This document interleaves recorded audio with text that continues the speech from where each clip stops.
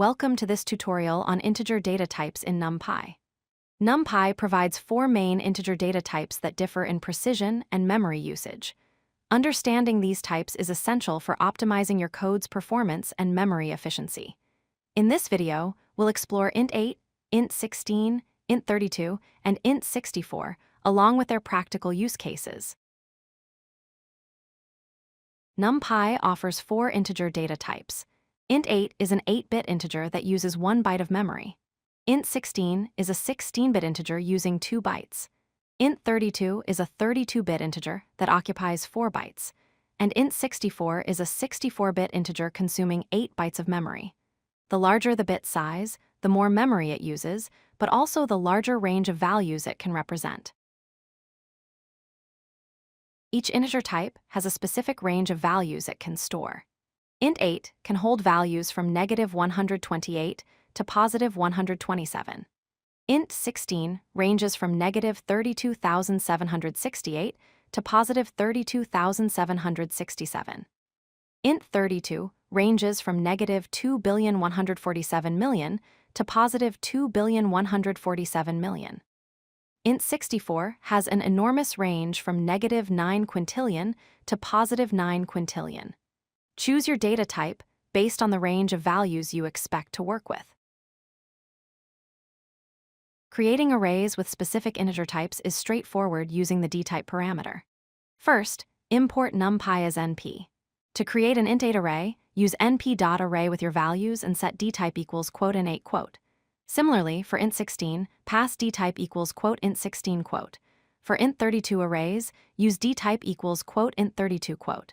And for int64, specify dtype equals int64. Always specify the dtype when precision matters for your application. Let's discuss when to use each integer type. Use int8 for small values like image pixels, Boolean flags, or when you need to save memory with large arrays. int16 is ideal for audio samples, sensor data, and values in moderate ranges. int32 is the general-purpose choice, perfect for identifiers, counters, and most everyday integer operations. int64 is best for timestamps, working with very large datasets, or when you need high-precision calculations.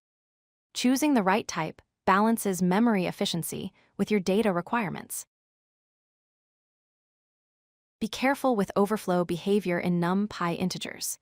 When a value exceeds the maximum range of a data type, it wraps around to the minimum value. For example, if you have an int8 array containing 127, which is the maximum for int8, and you add 1 to it, the result becomes -128 instead of 128. This wrapping happens silently without any warning or error. Always ensure your data fits within the chosen type's range to avoid unexpected results. You can convert between integer types using the astype method. First, create an array with one data type, such as int64. Then, call the astype method on your array and pass the desired type as a string, like int16. This creates a new array with the converted type.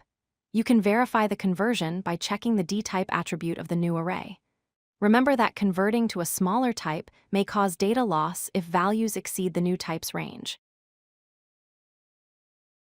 Let's review the key points. First, choose smaller types like int8 or int16 to save memory when working with large arrays. Second, always match the data type to your expected value range to avoid overflow issues. Third, int32 is the default type and works well for most general use cases. Finally, be aware of overflow behavior when using smaller types, as values can wrap around unexpectedly. Understanding these integer types will help you write more efficient and reliable NumPy code. Thank you for watching. If you like this video, hit that like button and don't forget to subscribe. Visit codelucky.com for more such useful content.